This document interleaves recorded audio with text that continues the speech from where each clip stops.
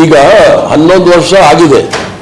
ಅದಕ್ಕೆ ನಾನು ತಮಗೆ ಹೇಳಿದ್ದು, ಅದರಲ್ಲಿ 4 ಕಂಪನಿಗಳಿದೆ, ಸಲ್ಗಾಂವ್ಕರ್, ಗ್ರೀನ್ ಹೌಸ್ ಅಂತ ಇವೆಲ್ಲರ ಮೇಲೂ ಸಹ ತನಿಖೆಯಲ್ಲಿ ಕ್ರಮ ತೆಗೆದುಕೊಂಡಿದ್ದಾರೆ. ಲೋಕಾಯುಕ್ತನೂ ಕ್ರಮ ತೆಗೆದುಕೊಂಡಿದೆ, CBI ಕೂಡ ಕ್ರಮ ತೆಗೆದುಕೊಂಡಿದೆ. ಆದರೆ ಅದಾನಿ ಕಂಪನಿನ ಯಾರೂ ಸಹ ಮುಟ್ಟಿಲ್ಲ. ಅದು ಯಾಕಾಗಿದೆ ಅನ್ನೋದು ಯಕ್ಷ ಪ್ರಶ್ನೆ. ಅದರ ಮೇಲೆ ತೀವ್ರವಾದ ತನಿಖೆ ಆಗಬೇಕು ಅಂತ ಹೇಳಿ ನನ್ನ ಒತ್ತಾಯ. ಅಲ್ಲ, ಸಂಪೂರ್ಣ ಅದಾನಿ ಕಂಪನಿನೇ ಪ್ರಧಾನಿಯವ್ರ ಕಂಪನಿ ಅಂತ ಹೇಳಿದ್ರೆ ನರೇಂದ್ರ ಮೋದಿ ಅವ್ರ ಕಂಪನಿ ಅಂದ್ರೆ ತಪ್ಪಾಗಲಾರ್ದು. ಅದಾನಿ ಅವ್ರ ಕಂಪನಿಯವರ ಹೆಸರು ವರದಿಯಲ್ಲಿರೋದ್ರಿಂದ ಮತ್ತು ದಾಖಲೆಗಳ ಸಮೇತ ಎಲ್ಲಿ ಅವ್ಯವಹಾರ ನಡೆದಿರೋದು ಬಹಳ ಸ್ಪಷ್ಟವಾಗಿ ಹೇಳಿರೋದ್ರಿಂದ ಸರ್ಕಾರ ಅವ್ರ ವಿರುದ್ಧ ಕ್ರಮ ಜರುಗಿಸಬೇಕು ಅಂತ ಹೇಳಿ ನನ್ನ ಒತ್ತಾಯ. ಕರ್ನಾಟಕ ಲೋಕಾಯುಕ್ತದ ಮೇಲೆ ಕೇಂದ್ರ ಸರ್ಕಾರ ಪ್ರಭಾವ ಬೀರುವ ಅವಕಾಶ ಇದೆ. ಈಗ ಕೇಂದ್ರ ಸರ್ಕಾರ ಲೋಕಾಯುಕ್ತದ ವರದಿ ತನಿಖೆ ಮಾಡಿರೋದು ಕರ್ನಾಟಕ ಸರ್ಕಾರ, ಲೋಕಾಯುಕ್ತ. ಕರ್ನಾಟಕ ಸರ್ಕಾರ ಅವರ ಮೇಲೆ ಕ್ರಮ ಜರುಗಿಸಬೇಕು ಅಂತ ನಾನು ಒತ್ತಾಯ ಮಾಡ್ತಾ ಇರೋದು.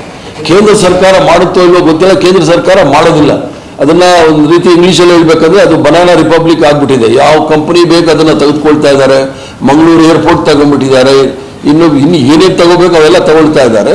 ಆದ್ರಿಂದ ಇದು ಆ ಸೋಲಾರ್ ಇದರಲ್ಲಿ ಆಗಿರ್ತಕ್ಕಂಥದ್ದು ಅಮೆರಿಕಾದಲ್ಲಿ.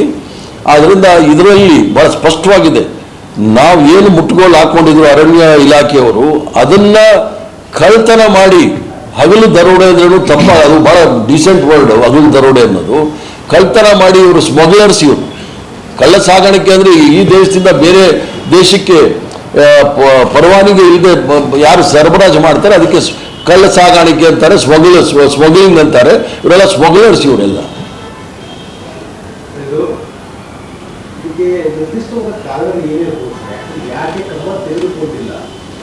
ಸರ್ಕಾರ 2 ಸಲ ಅಧಿಕಾರವಿದೆ, ಈಗ ಸರ್ಕಾರ 1 ಸಲ ಅಧಿಕಾರವಿದೆ. ಯಾಕೆ ಈ ಕಂಪನಿಯ ವಿರುದ್ಧ ಕ್ರಮ ತೆಗೆದುಕೊಳ್ಳಲಿಕ್ಕೆ ನಿರ್ದಿಷ್ಟ ಕಾರಣ? ಈ ಕಾರಣ ಗೊತ್ತಾಗಬೇಕು ಅಂತಾನೆ ನಾನು ಸರ್ಕಾರ ಬಂದೆ. ಈಗ 4 ಕಂಪನಿ ಮತ್ತೆ ನಮ್ಮ ಸತೀಶ್ ಸೈಲ್ ಅವ್ರ ಮೇಲೂ ಸಹ ವರದಿಯಾಗಿ ಕೋರ್ಟಲ್ಲೆಲ್ಲ ಆಗಿ ಜನಪ್ರತಿನಿಧಿಗಳ ನ್ಯಾಯಾಲಯ ಅವ್ರ ಮೇಲೆ ಶಿಕ್ಷೆ ಎಲ್ಲ ವಿಧಿಸಿದೆ. ಈಗ ಹೈಕೋರ್ಟ್ ಅದನ್ನು ಅಮಾನತಲ್ಲಿಟ್ಟಿದೆ.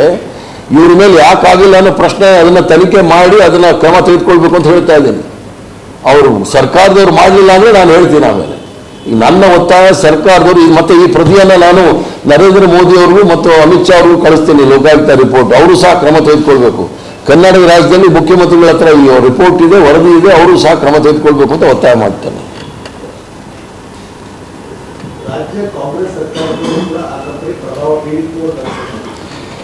ಈಗ ರಾಜ್ಯ ಸರ್ಕಾರದಲ್ಲಿ ಏನಾಗಿದೆ ಅನ್ನೋದು ಅವರು ವರದಿ ನಾನು ಅವ್ರ ಗಮನಕ್ಕೆ ತಂದಿದ್ದೀನಿ. ಅವ್ರೇನಾದ್ರೂ ಇವ್ರ ಮೇಲೆ ಕ್ರಮ ತೆಗೆದುಕೊಳ್ಳಿಲ್ಲ ಅಂದ್ರೆ ಆಮೇಲೆ ಪುನಃ ನಿಮ್ಮನ್ನೆಲ್ಲ ಭೇಟಿ ಮಾಡಿ ಹೇಳ್ತೀನಿ.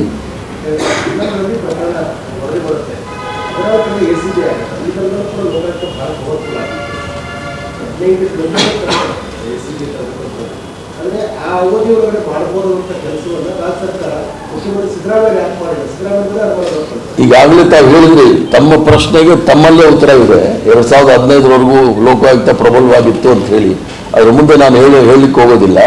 CBI ತನಿಖೆ ಆಗಿ ನಮ್ಮ ಹಿರೇಮಠ ಅವರು ಸುಪ್ರೀಂ ಕೋರ್ಟಿಂದ CBI ತನಿಖೆ ಎಲ್ಲ ಮಾಡಿಸಿ ಅದೆಲ್ಲ ಕಂಪನಿಗಳ ಮೇಲೆ ಲೋಕಾಯುಕ್ತನೂ ಕ್ರಮ ತೆಗೆದುಕೊಂಡಿದೆ, CBI ಕೂಡ ತೆಗೆದುಕೊಂಡಿದೆ.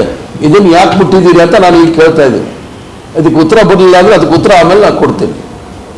ಸರ್, ಇಲ್ಲಿಗಲ್ ಎಕ್ಸ್ಪೋರ್ಟ್ ಆ ಟೈಮಲ್ಲಿ ಈಗ ಜನಾರ್ದನ್ ರೆಡ್ಡಿ, ಸತೀಶ್ ಅವ್ರ ಮೇಲೆಲ್ಲ ಕ್ರಮ ಆಗಿದೆ. ಸರ್ಕಾರ ಪಕ್ಷಗಳು ಯಾವ್ಯಾವ ಗೊತ್ತಿಲ್ಲ, ಆದರೆ ನಿಯಮ ಒಂದೇ, ರೂಲ್ಸ್ ಎಲ್ಲ ಒಂದೇ ಇರುತ್ತೆ. ಈ BJP ಆಗಿರ್ತಿತ್ತು, ಈ ಕಾಂಗ್ರೆಸ್ಸು ಆಗಿತ್ತು, ಇದೆ. ಈ ರಾಜ್ಯ ಸರ್ಕಾರ ಕೇಂದ್ರ ಸರ್ಕಾರದೂ ಆಗಿದೆ. ಅಂದರೆ ಯಾವ ಮಟ್ಟದ ಪ್ರಭಾವ ಇರುತ್ತೆ? ಅಲ್ಲ, ಕೇಂದ್ರ ಸರ್ಕಾರದಲ್ಲಿ ನೋಡಿ, ಈಗ 2007, 8, 9 ಆ ಕಡೆ ಎಲ್ಲ ಕೇಂದ್ರ ಸರ್ಕಾರ ನಮ್ಮದೇ ಇತ್ತು.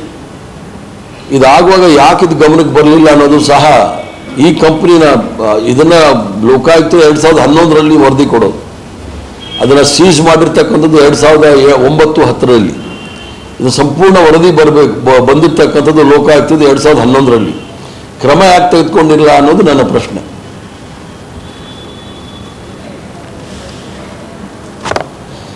ಧನ್ಯವಾದ. ಹೆಚ್ಚಿನ ವಿಡಿಯೋಗಳಿಗೆ ಪ್ರತಿಧ್ವನಿ ಯೂಟ್ಯೂಬ್ ಚಾನೆಲ್ ಸಬ್ಸ್ಕ್ರೈಬ್ ಮಾಡಿ, ಬೆಲ್ ಐಕಾನ್ ಕ್ಲಿಕ್ ಮಾಡಿ.